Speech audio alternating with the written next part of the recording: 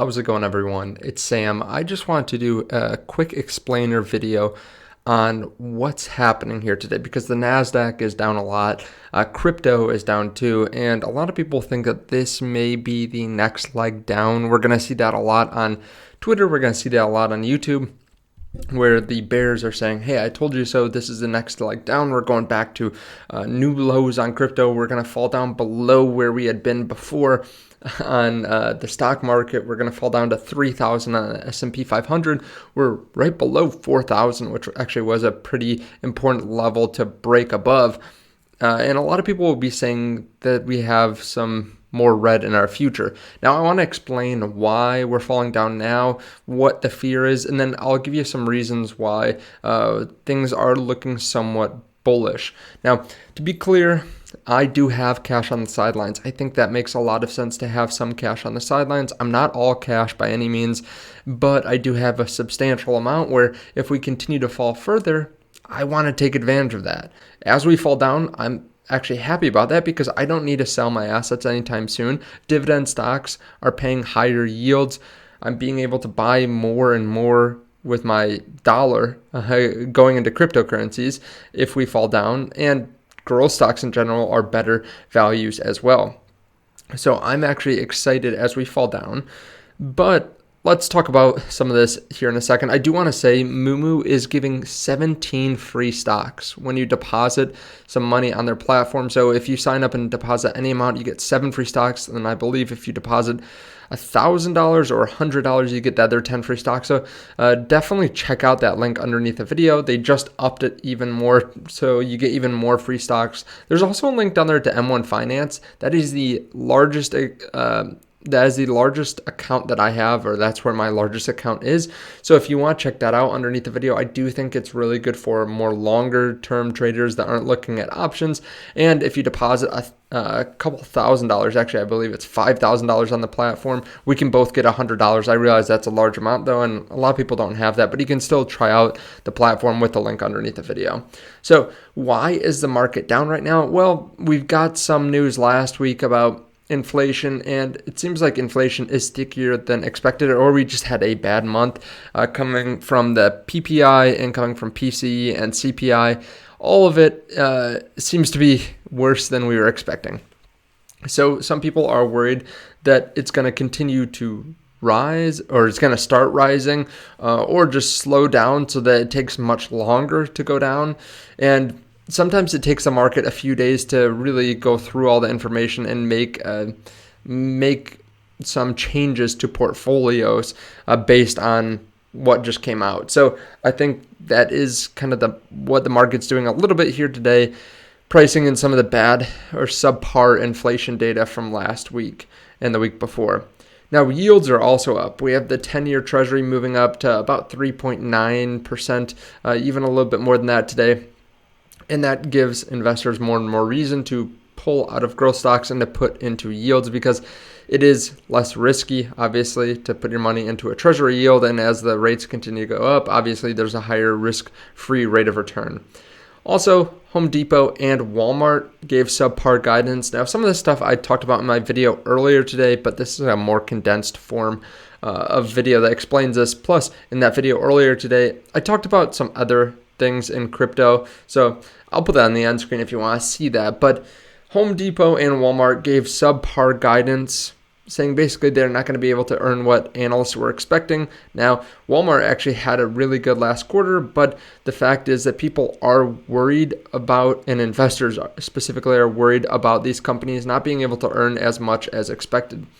They want to see inflation come down, but they don't want to see their companies earning less than they did before. So it's kind of a weird situation where good is bad, bad is good, bad is bad, good is good. But there's a lot of different ways of thinking about it. Basically, they want to see home sales come in lower. They want to see inflation come down, but they don't want earnings per share to come down, which is something that has to happen essentially. There's also ramp up of tensions overseas. Sounds like Putin is really putting his foot to the floor, saying that they are going to continue with the war, which causes some uncertainty, and people don't really like that. Now, that all sounds really negative, But there are a couple positives here. The fact is inflation is still trending down. Even if less than expected, the fact is these analysts just make up expectations. Who really knows what is going to happen? Who really knows what inflation is going to come at? No one. So the fact is the trend is your friend and inflation is coming down. So that is a positive sign. Also, we're much closer to the end of rate hikes than we are the beginning of rate hikes. Let's say the Fed goes and raises by 25 basis points for 3 more meetings. That's 75 basis points. They've already raised, 5% already? So the fact is that is pretty small in the grand scheme of things. If they keep rates elevated for another 3 months past what the market expects, sure, we'll have a big red day or a couple red days when that happens.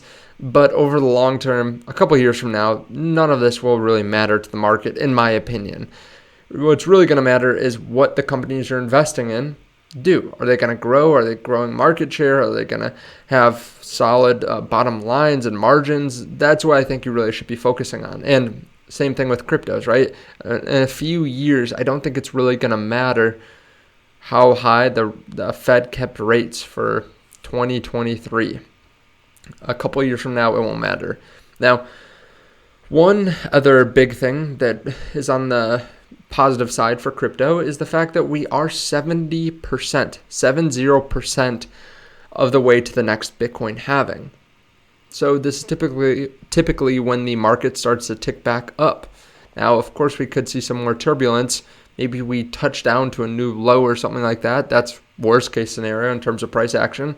But I don't imagine us staying here for too much longer, staying even at this price for too much longer. I think we'll continue to trend up, and there are some positive things that I've actually laid out in some of the last videos that could send us up much more aggressive than just staying around 24,000, 25,000 for a while. I think we could see an explosive move up. In my last video, I talked about a massive catalyst that could be coming in 2 weeks to crypto. So again, check out that video on the end screen. I just wanted to make this video again just to explain why the market's down, explain that I do have some cash, but over the long term, if we trend down a little bit, that's not bad for us as investors. That's actually good, and the positives are still there. It's just always a question of what day you're looking at the market. The bulls will come out on good days, the bears will come out on bad days. I'm going to be here every day. Let me know your thoughts on this underneath the video. Do you think we're actually going to move up from here throughout the rest of 2023? I'm going to make a guess that we are going to be higher on Bitcoin, on the S&P 500, on other risk assets as well by the end of 2023 compared to where we are now. Now, I did sell an asset here today. As I said earlier in the video, I actually sold a stock and I bought 4 other stocks with some of the proceeds. So to be clear, I know I'm going to get hate for this. I realize there are some people that are very bullish on this stock. I've gone through periods where I was very bullish as well, but I've largely cut down my stake, maybe about 50% or so over the last month. Now, that stock that I sold part of is Meta.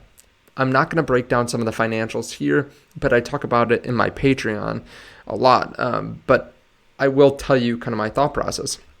First of all, they did have growing users last quarter, I believe it was, but their revenue has largely trailed off, which is to be expected after COVID. A lot of the other companies that blew up in terms of revenue are kind of having lags now. Not as many people are using their websites, not as many people are using their apps. Generally, people are out and about more than they were a few years ago. However, I really don't like what's happening with management. Right now, there's huge amounts of compensation.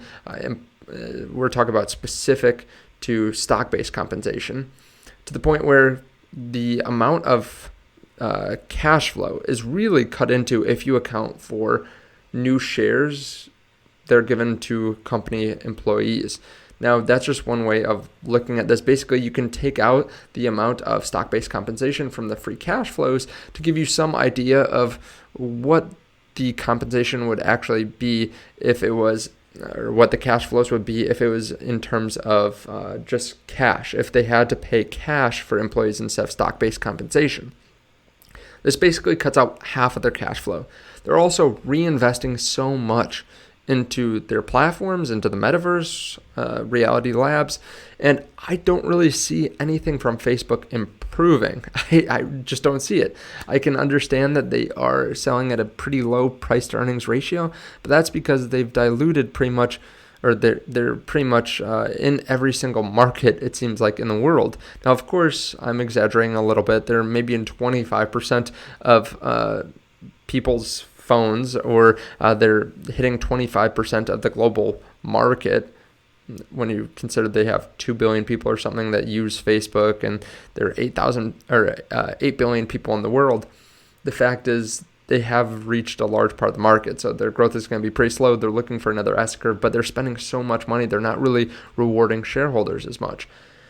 So I sold some of my shares. I sold 30% of what was left here today, and I reinvested that money into Tesla, into VOO, or the Vanguard Index Fund, Texas Roadhouse, and Vici.